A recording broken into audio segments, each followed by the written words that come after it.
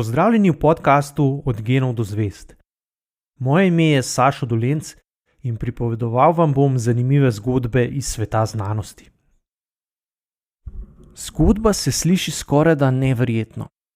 Slavna igralka, o kateri časopisi pišejo kot o najlepši ženski na svetu, ima že vrh gore zabav in zvezdniškega blišča, zato se s prijateljem, avantgardnim skladateljem, tik pred drugo svetovno vojno odloči, da bo razvila daljinsko vodeni torpedo.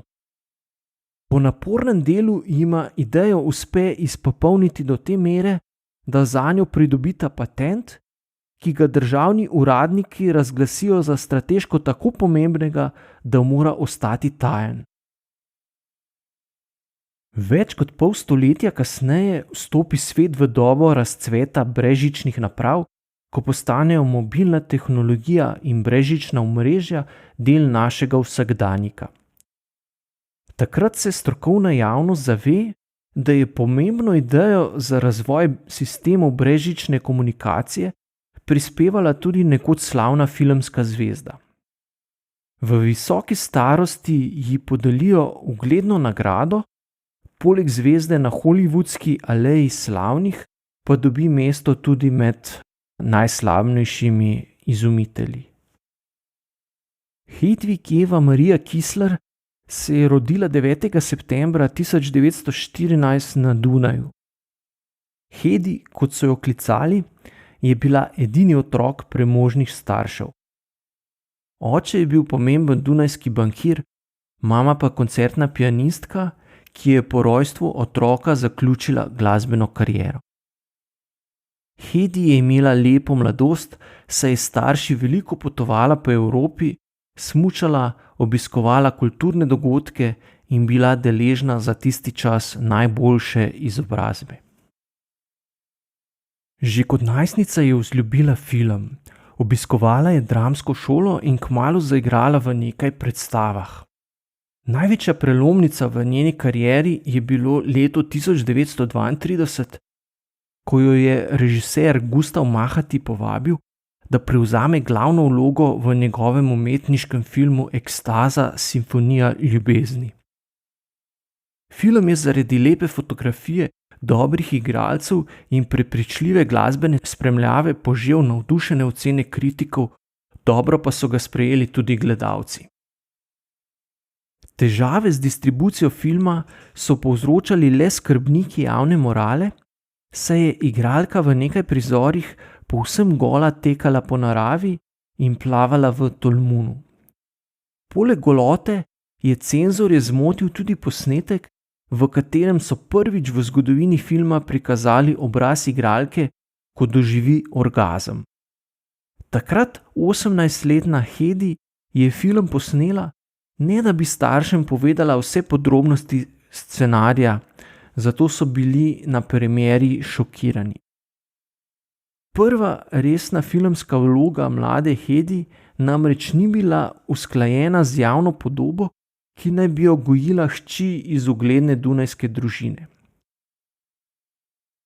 Morda tudi iz bojazni, da bi jo visoka družba izobčila, se je odzvala na vztrajno snubljenje Fritza Mandla, bogatega avstrijskega proizvajalca orožja.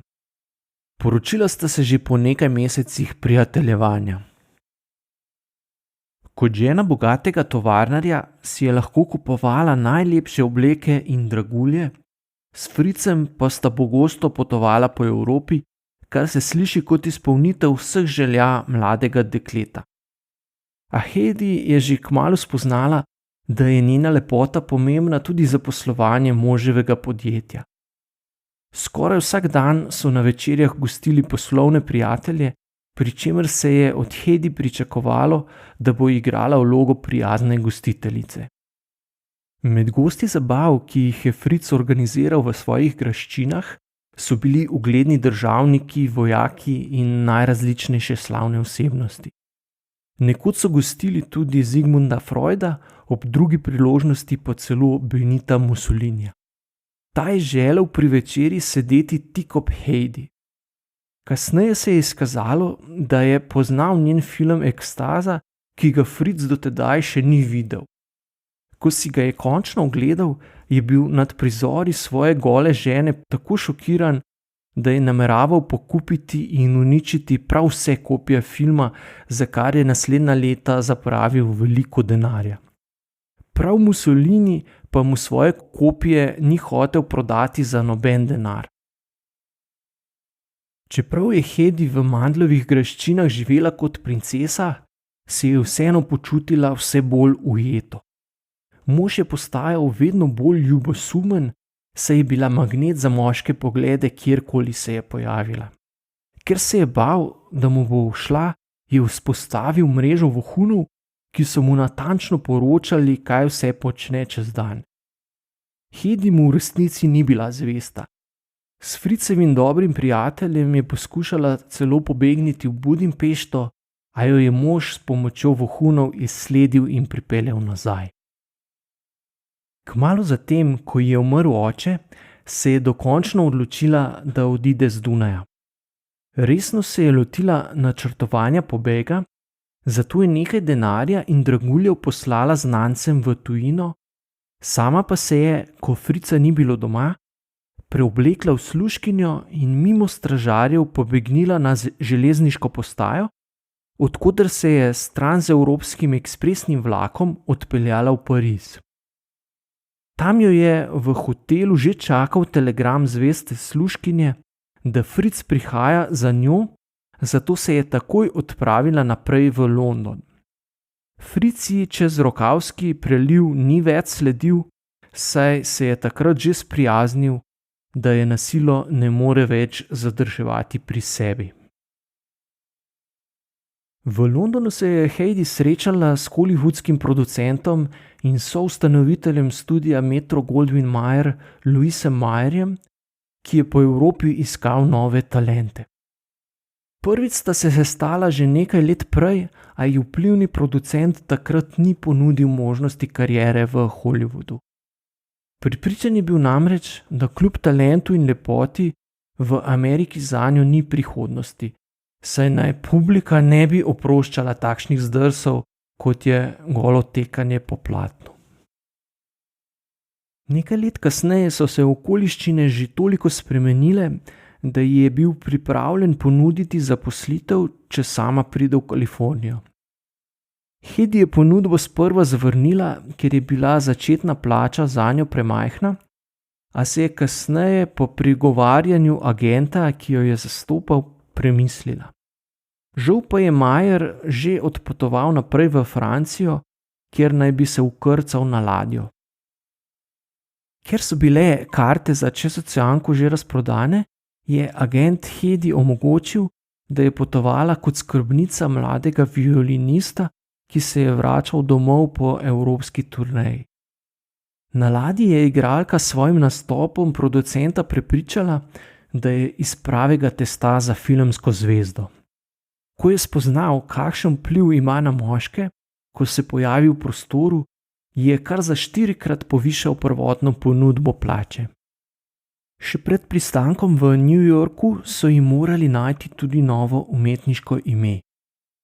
Kot Hedvig Eva Marija Kisler namreč ni mogla nastopati v ameriških filmih.